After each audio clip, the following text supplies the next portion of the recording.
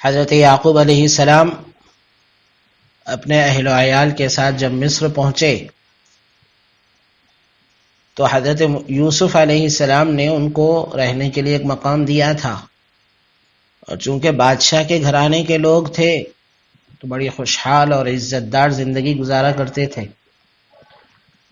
لیکن جیسے جیسے زمانہ گزرتا گیا مصریوں کے اندر ایک خیال یہ پیدا ہوا کہ بنی اسرائیل اس ملک کے رہنے والے نہیں ہیں، بنی اسرائیل اجنبی ہیں، اور اجنبی لوگ ہمارے ملک پر حکمرانی کریں یہ ہم کو منظور نہیں. اس لیے کہ مصر کے رہنے والے اصل باشندے جو تھے وہ قبطی لوگ تھے، ان کو قبطی کہا جاتا تھا.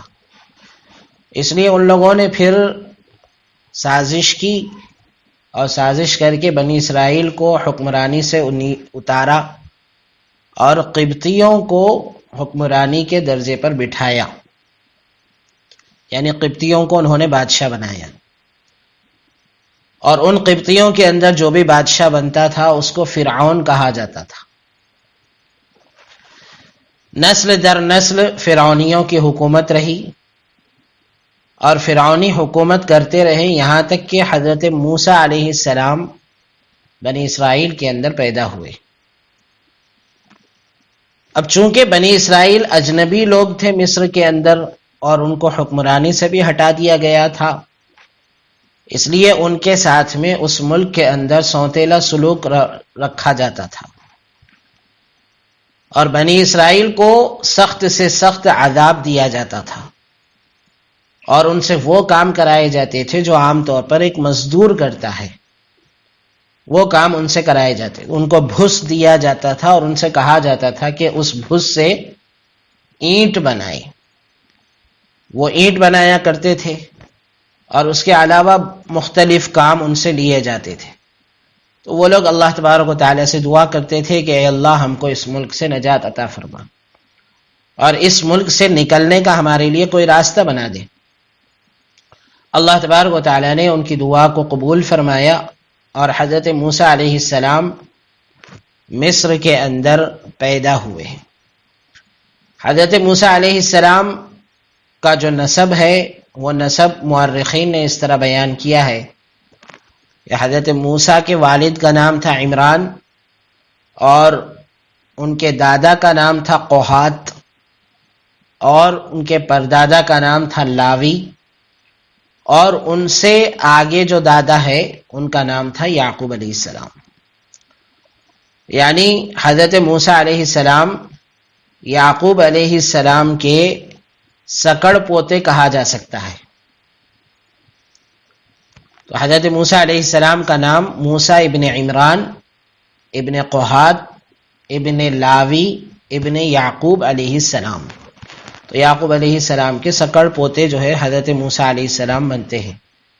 حضرت موسیٰ علیہ السلام پیدا ہوئے مصر کے اندر اور ایسے وقت میں پیدا ہوئے جب فرعون کو جو اس زمانے کا حاکم تھا بادشاہ تھا مصر کا، اس کو کسی کاہن نے آ کر یہ خبر دے دی کہ بنی اسرائیل کے اندر ایک بچہ پیدا ہونے والا ہے اور اس بچے کے ہاتھ پر تیری حکومت ختم ہو جائے گی.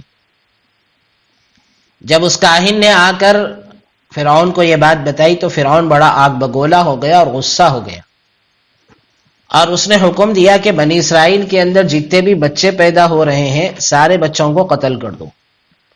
جتنے بچے پیدا ہو رہے ہیں سارے بچوں کو قتل کر دو.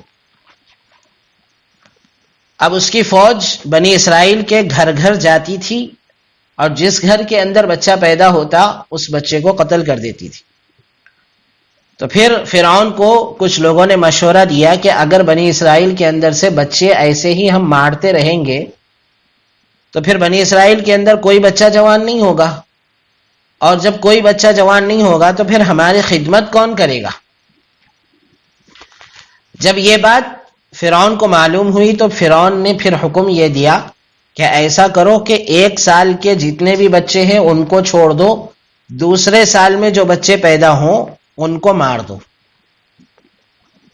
اس طرح کا اس نے حکم دیا. تو حضرت موسیٰ علیہ السلام کے ایک بڑے بھائی تھے حضرت ہارون علیہ السلام.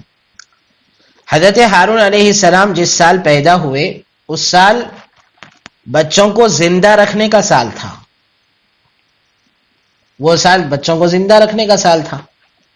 اس کے بعد دوسرے سال میں حضرت موسیٰ علیہ السلام پیدا ہوئے تو وہ سال بچوں کو قتل کرنے کا سال تھا.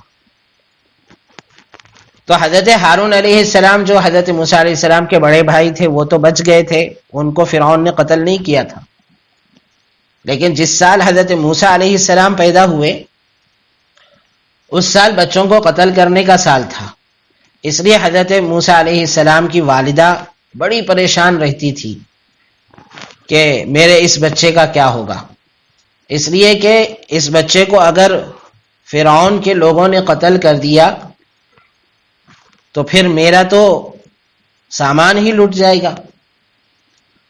اور ایک ماں کو اپنی اولاد بڑی پیاری ہوتی ہے.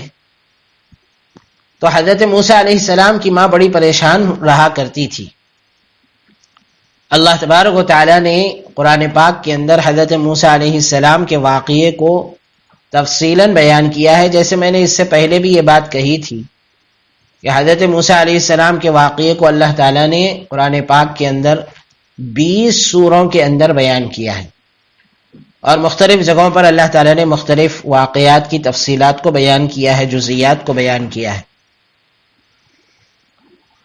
تو حضرت موسیٰ علیہ السلام کا واقعہ چونکہ قرآن پاک کے اندر تفصیل کے ساتھ موجود ہے تو جو لوگ قرآن کو پڑھتے ہیں اور قرآن کا ترجمہ پڑھتے ہیں، قرآن کو ترجمے کے ساتھ میں پڑھتے ہیں، وہ لوگ تو حضرت موسیٰ علیہ السلام کے واقعے کو تفصیل کے ساتھ جانتے ہیں. لیکن جو لوگ قرآن پاک کو تفصیل کے ساتھ یعنی ترجمے کے ساتھ نہیں پڑھتے وہ حضرت موسیٰ علیہ السلام کے واقعے کو تفصیل کے ساتھ نہیں جانتے.